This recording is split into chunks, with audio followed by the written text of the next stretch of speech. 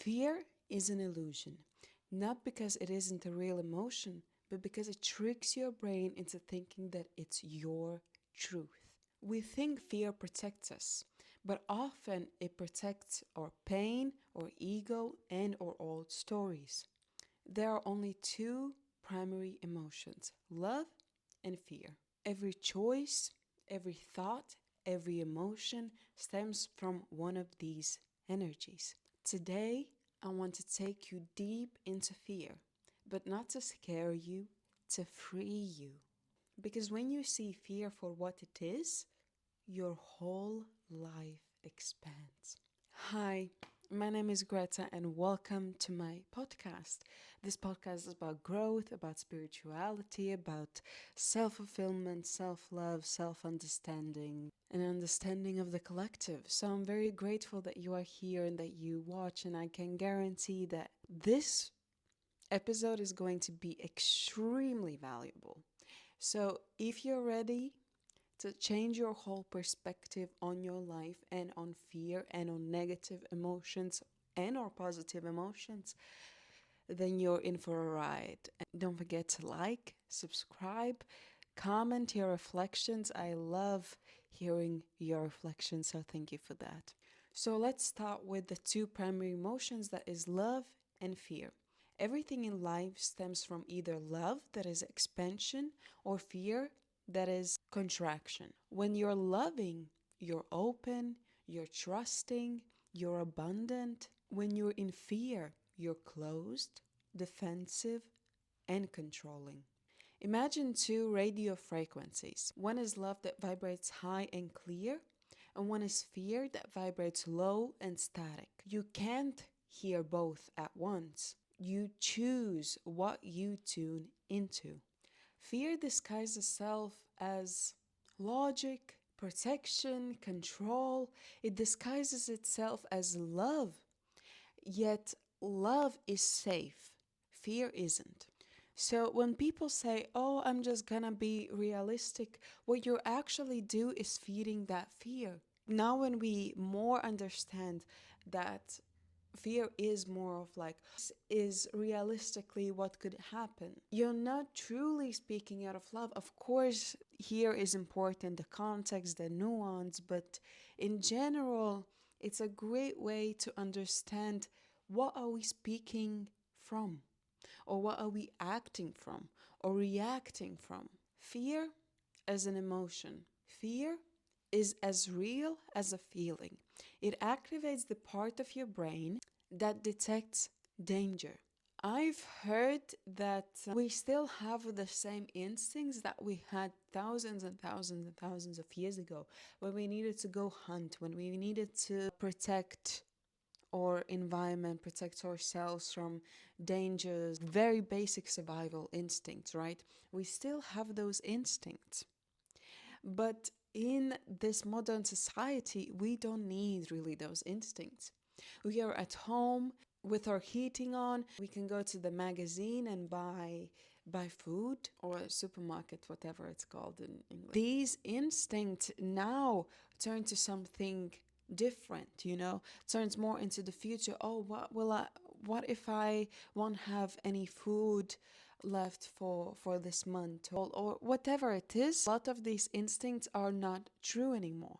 And just because we program our minds that this could be the truth is why we are fearing. The problem is most of our fears are psychological and not physical. When fear is not acknowledged, even when we're talking about these instincts, and we get like this feeling of danger, or not even about instincts, just in general, when we are fearing something, when that is not used, when that is not transformed, it turns into anger, control, and anxiety. I can see that a lot of people nowadays struggle with anxiety. Anxiety is the body's way of saying, I don't feel safe, even when no real threat exists. So what you can do is find ways how to feel safe in your body.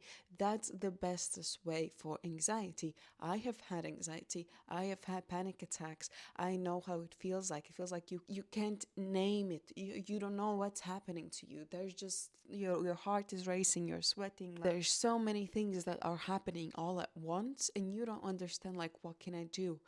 In those moments, find exercises that make you feel safe right here, right now, and make you feel safe in your body. When I learned this, when I would have anxiety, I would repeat to myself, I am safe, I'm safe, I'm safe.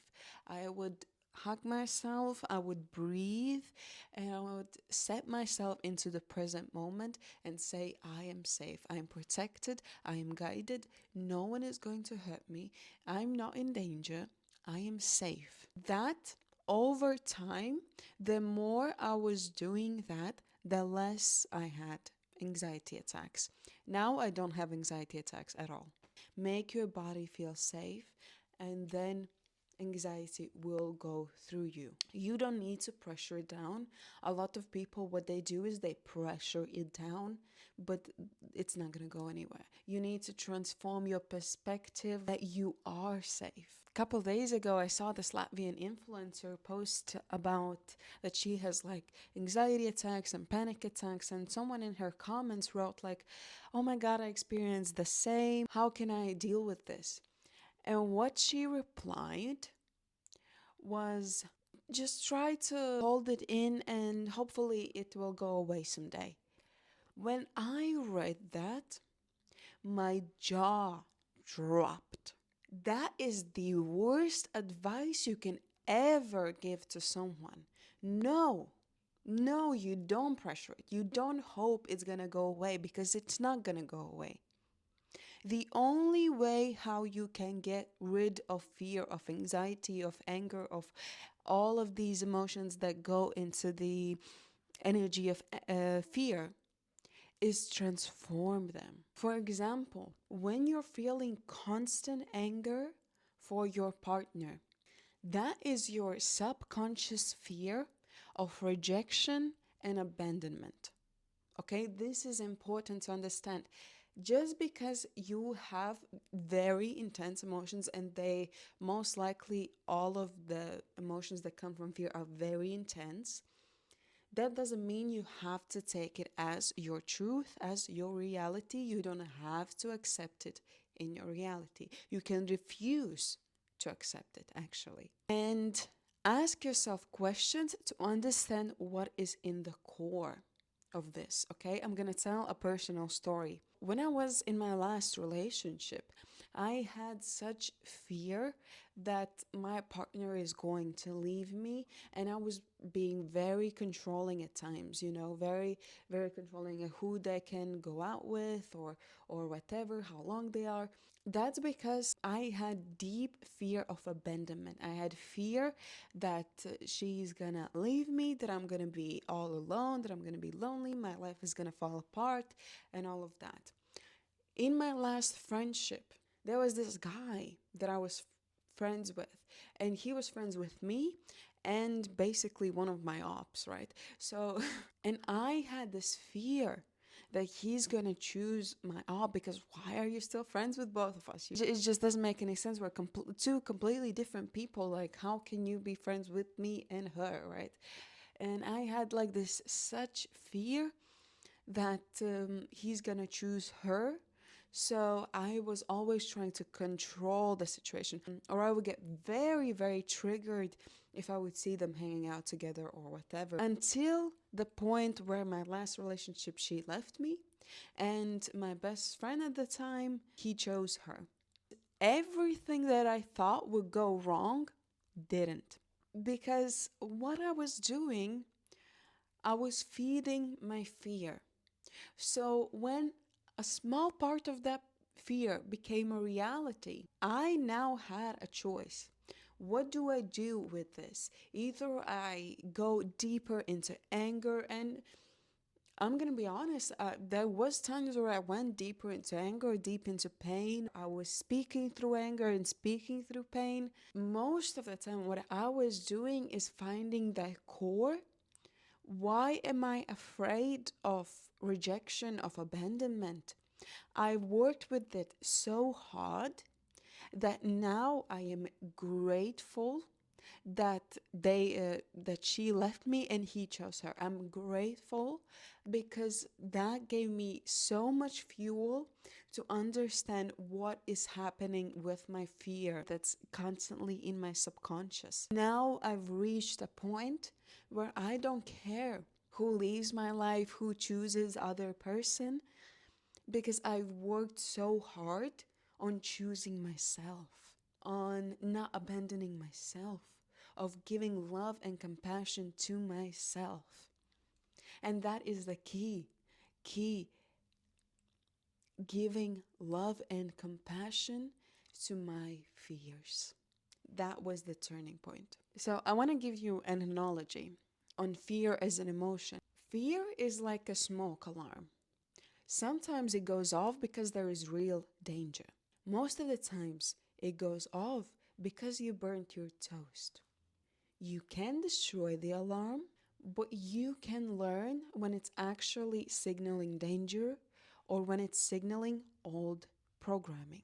What is old programming? Now, in my personal story, all this fear was old programming, not because of them, not because my last relationship, my last friendship, not because of them, but because of my childhood, because of what I've experienced so many times that it has been conditioned, it has been programmed in my brain to fear abandonment, to fear rejection.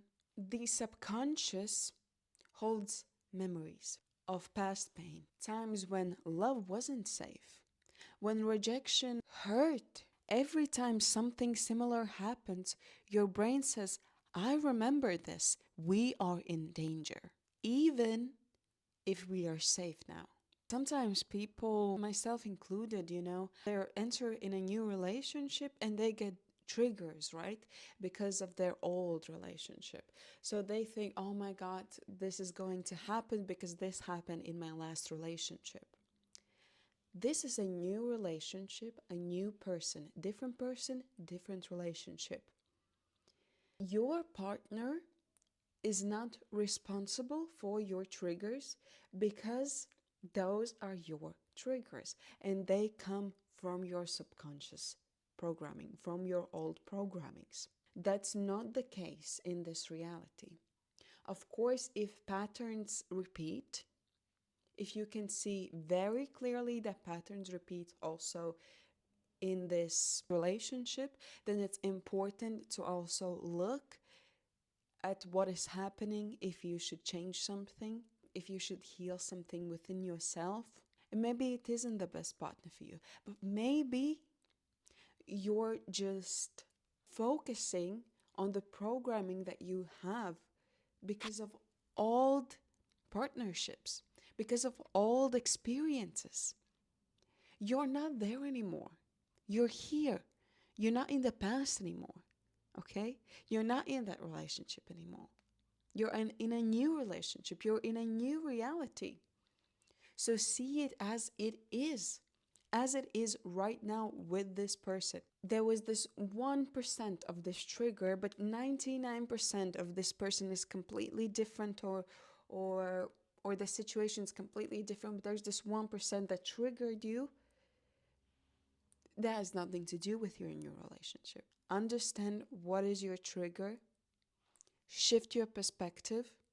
That's how you will heal it. That's how you will move on from it. So that is conditioning. When we repeated emotional experiences that form automatic responses.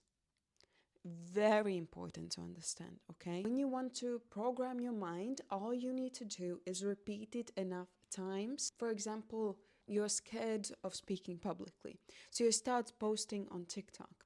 You repeat it so many times that your fear of speaking in front of camera or publicly, or maybe go to like protests or whatever, speak there. When you repeat it enough times, you won't fear it anymore. And it goes both ways, you know? When you repeat something way too many times, it becomes your reality. So sometimes you need to understand it's not truth, it's not the reality.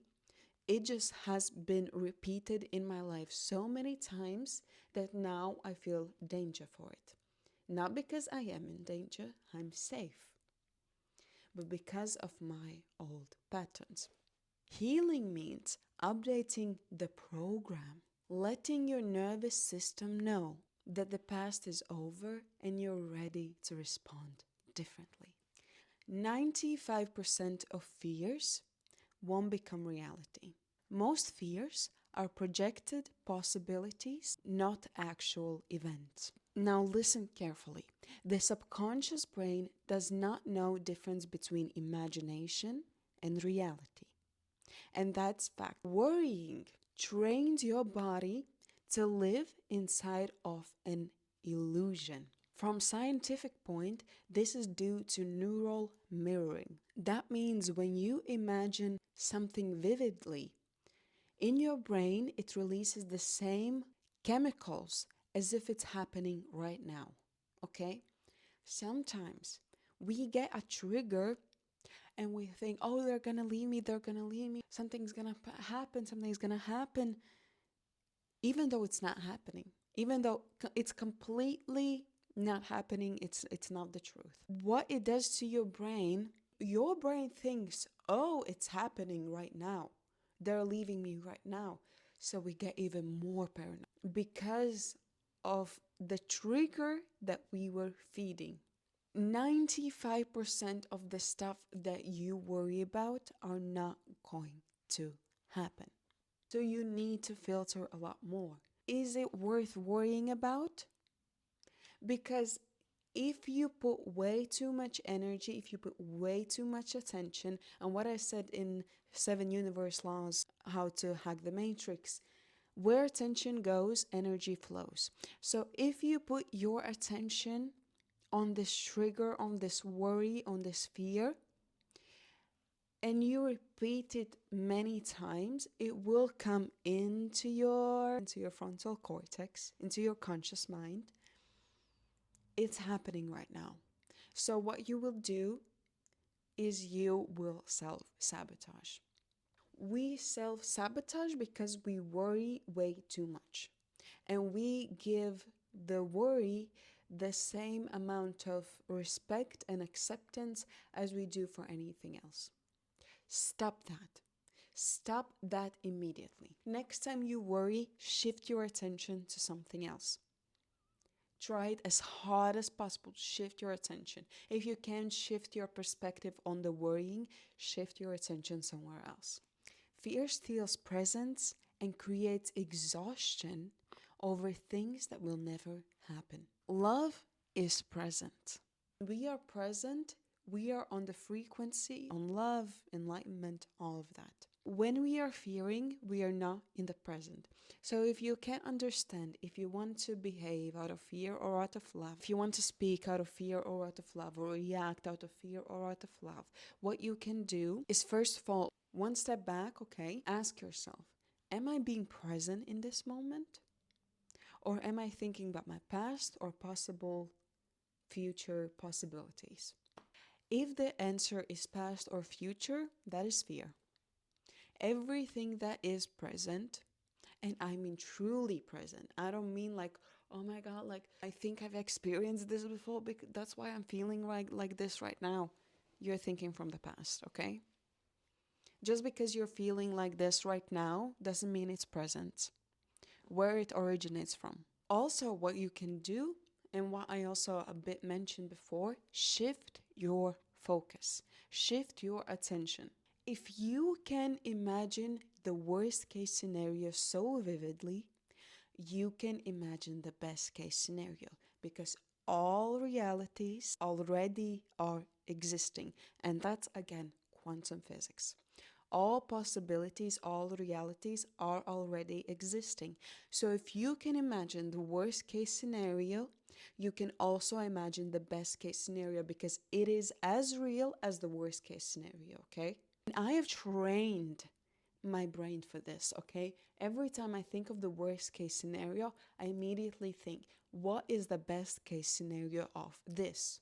And then I only put my attention on the best case scenario.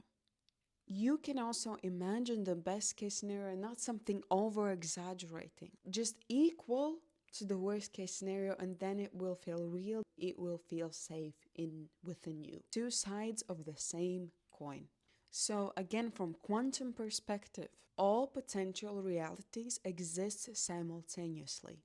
The one you focus on, feel, align with, is the one that will become most likely your reality. So again, let's shift our focus. This is not the time to feel bad about yourself. This is not the time to judge yourself, nor shame yourself about all these years of thinking of worst case scenarios. If you make the change right now, everything will shift, okay? Leave that behind. Next time a worry pops up or something, you think of the worst case scenario, immediately shift your focus and use as much as your brain power you can to stay on that best case scenario. Because sometimes, even when I think of the best case scenario, my brain still tries to pull me to the worst case scenario. No. Constantly, whenever you're being pulled back to the worst case scenario, constantly pull yourself back to the best case scenario. Do it consciously, do it with awareness. It works. What's very interesting and very mind-opening is that fear focuses only on one negative timeline. Love opens infinite new ones. When we look at love, there's infinite possibilities, how it can go great. So just choose one of that. You are the observer. So your attention collapses the possibility into reality. Why not choose the reality where things go beautifully? Fear and identity. Oh, we're getting to the juicy part. Many of our fears are tied to our identity, who we think we are or need to be to stay safe. For example, if I lose them, I will be alone. That is identity of someone who needs external validation, who needs other people. Now, when we shift the identity, changing identity changes fear. So, for example, I can still bloom with or without them. That is shifting from dependent to self-sustained identity. A lot of our fears come from outdated identities. Identities that no longer serve us. And I mean that truly we do not want to be, but because we have been this identity for so long, it feels like betraying yourself to give it away.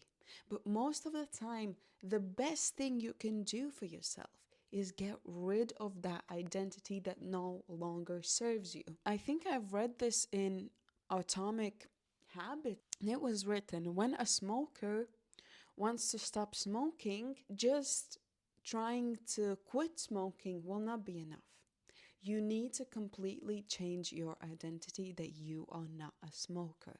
Because your whole life you have conditioned your brain to believing that you are a smoker. So just quitting means that it will go against your identity and it will be much, much harder. I had an addiction to this one thing. And for me, when I decided to drop this thing, I realized that just me quitting will not be enough. So I worked with changing my identity. Yes, at first it was hard. It was still an addiction. It was hard. But with time, It just was easy because I did not consider myself as someone who is, you know?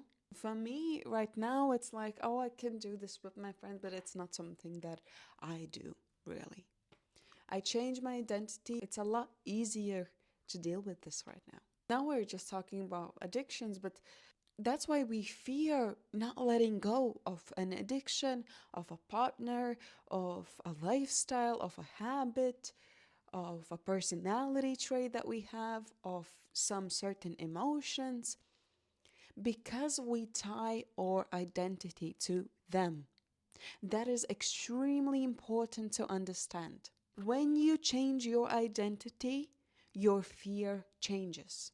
For example, you shame yourself into not eating or eating. Most likely, what is underneath that is that you don't really love yourself, or that you don't really respect yourself, okay? Or respect your body. Because your body always knows what it needs or what it wants. So you're fearing to eat or to not eat. Your identity is closely attached to, oh, I have an ED, or I'm fat, or all of that. That's why I say when people say derogatory things in front of me, I say don't ever say that again, because you're repeating it in your subconscious. And the more you repeat it, the more it will tie with your identity. And when it ties with your identity, you're done for. I mean, you're not done for, but you can still change your identity in any given moment. But it's very hard. Okay, that's why I don't like labels. I don't like people labeling, oh, I'm depressed, I'm la la la la. Now you're tying your identity, I'm a depressed person. So when will the opportunity come that life gets easier, that emotions fade away, and all of these things? When you have been given the opportunity to not be depressed anymore, you will pass it away. Why? Because your identity is tightly tied with your emotions. With, oh, I am just depressed. Tell me, like, how can people be depressed for 20, 30 years? I am 100% sure universe has given you benefits of the doubt. Universe is giving you multiple opportunities to heal yourself, to understand yourself, to accept yourself, to surrender, giving yourself opportunities to change your thinking, but you haven't taken them because you don't see them. And you don't see them because you see only what is your identity.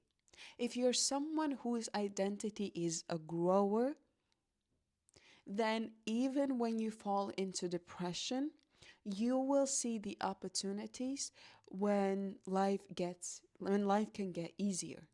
You will see them. You will see them when people are truly trying to help you, or circumstances try to help you. You will see them because your identity is a grower. I had this one person who constantly post on her private story how she's depressed and how she has unaliving thoughts, right? I'm watching these private stories, and at some point I'm just getting uncomfortable. I don't want to give help to people that is unwanted. But when you post so much stories about being depressed, being this and that, I feel uncomfortable, and I feel like this person seeks help. So maybe this is their window of opportunity to get help, change their perspective, look at life differently. So I write to her with intention, out of love, and it's not aggressive. It's not something like I speak right now with you. It's truly very loving, very, very soft message. I get sent back the most aggressive message. What are you trying to tell? I already know all of this, la la la la. And for me, it's like, so you don't want anyone's help. So you don't want to get better. You just want to yap, yap, yap about it. Universe is constantly giving you ways to change the way you're feeling. But because your identity is attached to, oh, I'm a person who is depressed. I'm a person who has unaliving thoughts. I am this, I am that. That's why you can't see anything else. Okay? That's why identity reprogramming is immensely important. That's why going through your beliefs, questioning your beliefs, is immensely important. She believes that she will be depressed for her entire life. It seems like that. So that's why she refuses to accept help. And there are so many people like that. So many people who attach their identities to how they're feeling, and then they just can't get out of that rut. If you're going through suffering, change the way you see the suffering. Change the way how you relate to that suffering, and it will change. Your suffering will change. I know this because I've personally done this multiple times, not only with addiction, with so many things. I've done this multiple times to get out of suffering, to get out of anger, to get out of sadness, to heal something, to move on from something. I do identity work. Even like, not even about like negative things. I want to reach something. I want to reach some success or whatever. I want to get something out. I want something. What I need to do is work with my identity. If your identity is looking elsewhere, you will not see the opportunities, okay? I will do a video on this, on how to reprogram your brain or change your identity, something like that. It's magical how we can program ourselves, deprogram ourselves, and reprogram ourselves. You know, it's very magical and it's extremely interesting. If you would like to see that, I would love to post that video like that. And sometimes I speak about all of these things on my social medias.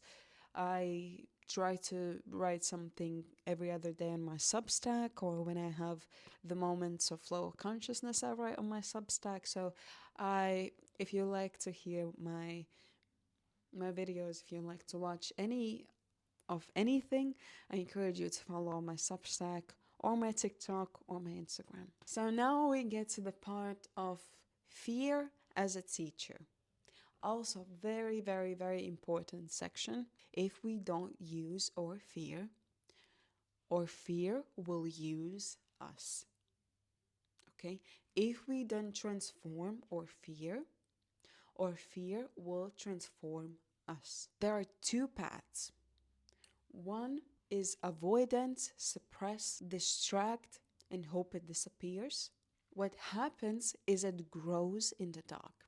That's what I said when I saw this Latvian influencer talking about and all these comments. I was shocked because what she was suggesting to her follower, I can't believe some people like that are influencers. What she was suggesting, suppress it and hopefully it goes away.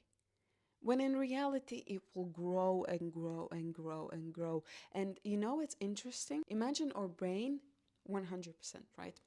5% is our conscious brain. 95% is our subconscious brain.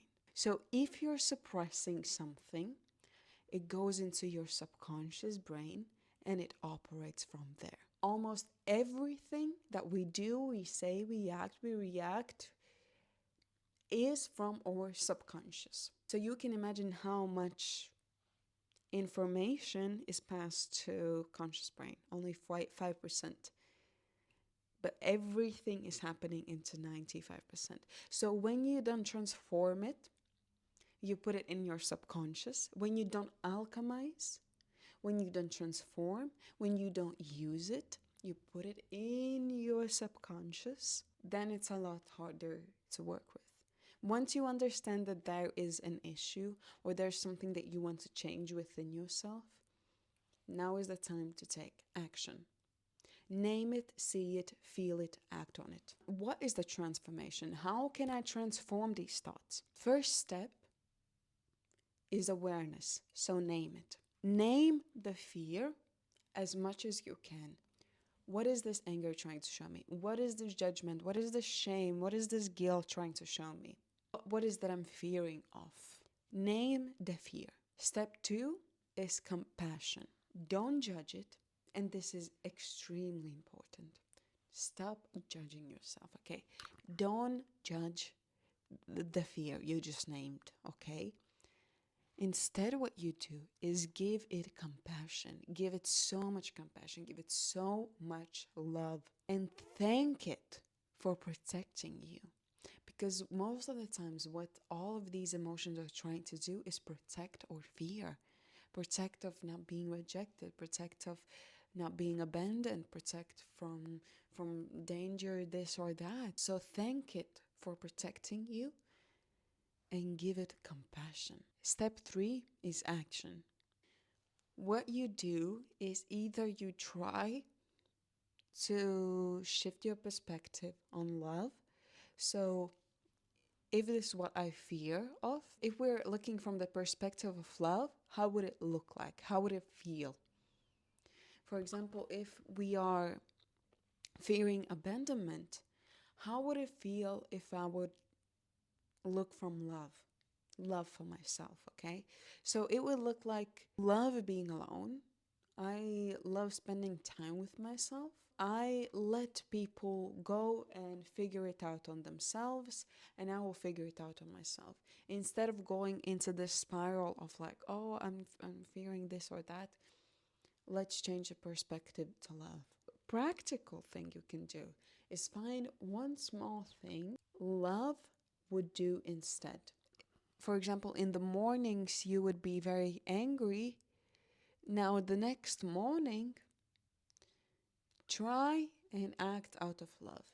And then repeat it until it becomes your reality. I want to give you a small practice grounding in love. Okay, what you do, this is a very mini exercise, okay? So what you do is you close your eyes, you put your hand on your heart. You can do that right now if you want to. You inhale 4 counts, so 2, 3, 4, hold for 2, 1, 2, exhale for 6, 2, 3, 4, 5, 6, 1, 2, 3, 4. With each breath, say, I inhale love. So when you're inhaling, you say to yourself, I inhale love. When you're exhaling, say, exhale fear. Exhale fear. When I first tried it, it was like 3 years ago or something. I was shocked of how effective it was. Something you can also say, I'm safe in my body, I am guided by love. I'm guided by love. At the end, to seal it, hug yourself so hard. Hug yourself and really feel it. Really feel it, you hugging yourself. I love this exercise. I hug myself a lot. When I feel unsafe, when I feel sad, when I feel lonely, alone, all of these things, what I do is I hug myself and say to yourself, I am here for you. I am here for you. You're always with me. I am protected.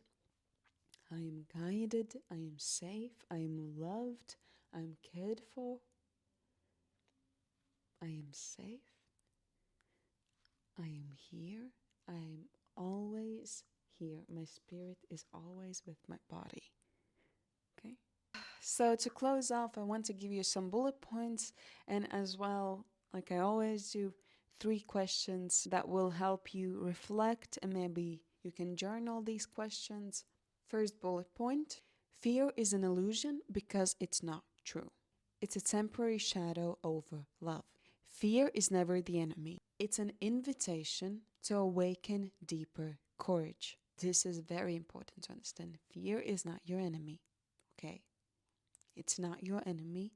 It's a way to use it to understand yourself. Stop being friends with your fear. That's when your whole perspective, your whole life will change. When you start befriending your fear, using it as a teacher, it's not your enemy. Every time when fear shows up, you're being shown where love wants to enter next. Also very important. When you feel anger or any other negative emotion, that's where love wants to go. Let's end this with an affirmation. I am not my fear. I am the love that observes it. I am not my fear. I am love that observes it. Say it with me. I am not my fear. I am the love that observes it. 3 questions I want to ask. When any fear or any negative emotion comes up, and you realize what kind of fear it is, ask yourself first, how could this fear be showing me exactly what part of me is ready to grow? Second, what version of me is fear trying to protect? If I trusted that everything unfolds for my growth, what would I stop worrying about? I hope you reflect. I hope you journal. This is an intense episode, honestly, and I'm sure that you will gain something out of this, because even when I was structuring my own podcast episode, when I was structuring this episode, I myself, while reflecting, gained something. So I'm so happy that I can do this and that you are here with me. Again, no matter how many people watch this, I will show up every other Sunday. No matter how it turns out, I am extremely happy, extremely grateful to do this. I love doing this. I feel like it's one of my purposes, and I'm just so happy that I can take you with me and that you are here and that you watch me. You're such an important part of this whole journey that I cannot wait to see how it will unfold and how it will unfold for you as well. If you want to reflect in the comments, that would be highly appreciated. I love, love, love reading your reflections. And my socials are down below. Like this video so it can go to more people. Subscribe. That will also boost my algorithm, which would be very nice. And of course, comment. That is the best thing ever, not only for the algorithm, but for you as well, and for me to also reflect on your reflections. I love you, and I'm grateful for you, and I'll see you in 2 weeks.